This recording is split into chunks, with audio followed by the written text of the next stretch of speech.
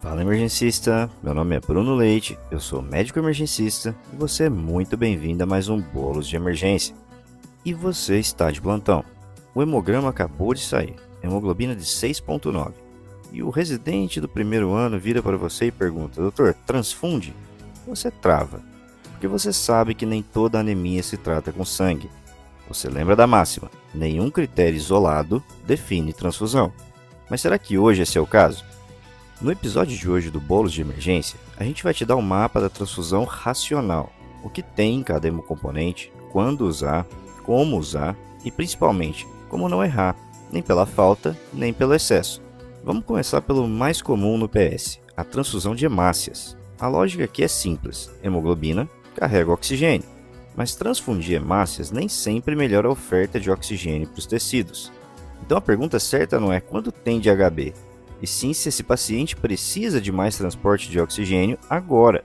Desde 1988, o NIH já dizia: não existe um número mágico. Mas as evidências hoje nos ajudam com alguns limiares práticos, sempre considerando o contexto clínico. Para aquele paciente internado na enfermaria de clínica médica estável, transfundir se a hemoglobina estiver abaixo de 7, quase nunca a nossa realidade. Para pacientes com doença arterial crônica ou risco cardiovascular alto, procuramos manter a hemoglobina maior ou igual a 8. Na síndrome coronariana aguda, o alvo fica entre 8 e 10. Em pacientes críticos na UTI ou choque séptico, a indicação se mantém em hemoglobina menor a 7. Já na oncologia e sangramento digestivo estável, entre 7 a 8. Mas atenção, se o sangramento é agudo e existe instabilidade hemodinâmica, a HB inicial pode enganar. Ela só cai de fato após a hemodiluição. Nesses casos, o foco é controlar o sangramento e estabilizar a volemia. Na prática, cada unidade de concentrado de hemácias costuma aumentar HB em 1 grama por decilitro. E o ideal é reavaliar clinicamente e laboratorialmente antes de seguir com outras unidades. Então, vamos falar de plaqueta. As plaquetas são essenciais para a hemostasia primária, mas transfundir sem critério não é inofensivo, principalmente no PS. A transfusão profilática de plaquetas só é indicada quando há uma contagem total abaixo de 10 mil, abaixo de 20 mil se houver febre, infecção ou uso de antibióticos, abaixo de 50 mil se eu for fazer algum procedimento invasivo e abaixo de 100 mil se o paciente for neurocirúrgico ou passar por algum procedimento oftalmológico ou se existe sangramento do sistema nervoso central. Já a transfusão terapêutica é feita sempre que há sangramento ativo com plaquetopenia, independente do número. Na prática, se transfunde uma unidade de concentrados para cada 10 kg de peso, ou no adulto um concentrado por aférese. Se a contagem não subir conforme esperado, pense em refratariedade e investigue as causas. E quando o problema está na coagulação plasmática? Aí entra o plasma fresco congelado, famoso PFC. Ele contém todos os fatores de coagulação, exceto plaquetas. A indicação principal é um sangramento ativo com coagulopatia, e também pode ser usado na CIVD, na correção de um RNI acima de 1,5, se eu preciso realizar algum procedimento, ou na deficiência múltipla de fatores. E atenção, não se usa plasma para reverter a varfarina.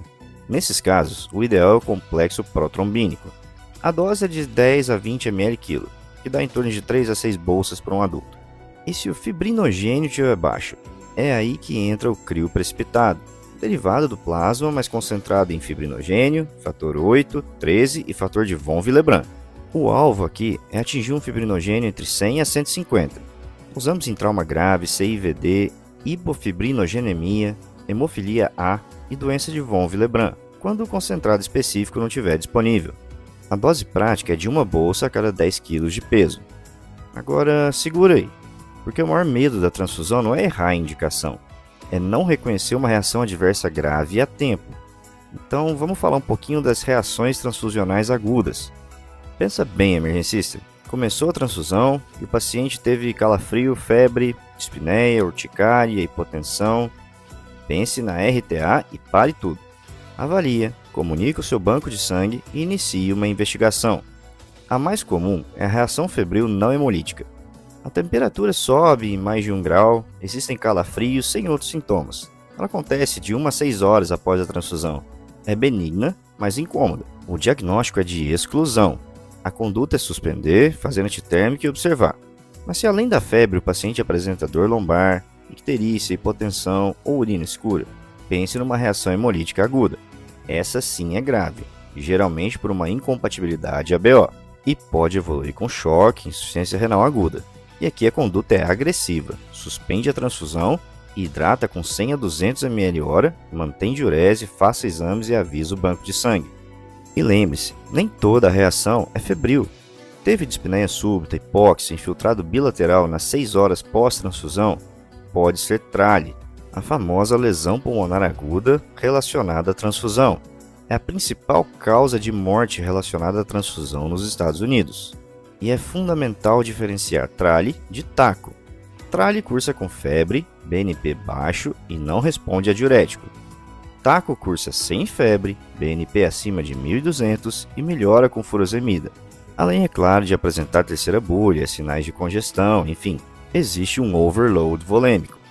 E se for urticária e prurido sem sintomas sistêmicos? Pode ser só uma reação urticariforme. E a conduta é suspender, administrar um antihistamínico e observar. Se resolver, continue a transfusão dependendo do protocolo institucional. Mas se houver broncoespasmo, angioedema ou hipotensão, é anafilaxia. E aqui o emergencista não tem dúvida. Adrenalina intramuscular 0,3 a 0,5 mg, hidratação vigorosa e suporte ventilatório. E por último, mas não menos importante, existe a sepse associada à transfusão. Aquela que cursa com febre alta, hipotensão, calafrios intensos minutos após o início. É mais comum em transfusão de plaquetas, que são armazenadas fora da geladeira. A conduta aqui é suspender, colher culturas da bolsa do paciente e iniciar antibiótico empírico. Se tivesse que fazer um resumão, eu te diria que o hemocomponente de hemácias possui eritrócitos, e a gente indica normalmente quando a hemoglobina está abaixo de 7 ou abaixo de 8 com doença arterial crônica.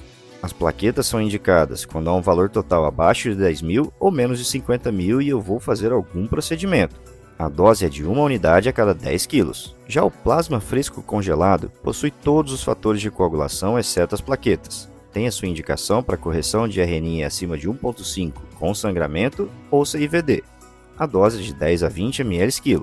E o crio precipitado possui fibrinogênio e os fatores 8 e 13, sendo indicado quando o fibrinogênio total está abaixo de 150. A dose é de uma bolsa a cada 10 kg. Transfusão não é um número, é um contexto. O paciente da porta não precisa de 8 de HB, ele precisa de oxigênio. E agora você sabe exatamente quando indicar, como usar e o mais importante, quando parar. Esse foi mais um Bolos de Emergência. Eu agradeço mais uma vez a nossa imensa audiência e peço a vocês que nos sigam também lá no Spotify. Além disso, peço que nos avaliem. Aquelas 5 estrelas significam muito para a continuidade do nosso trabalho. Deixo mais uma vez à disposição o meu Instagram pessoal, @drbruno_leite, para todos aqueles que quiserem trocar uma ideia sobre medicina de emergência baseada em evidência e ser adicionados à nossa comunidade de emergencistas no WhatsApp, que já conta com mais de 1.200 membros de todo o país e até do exterior.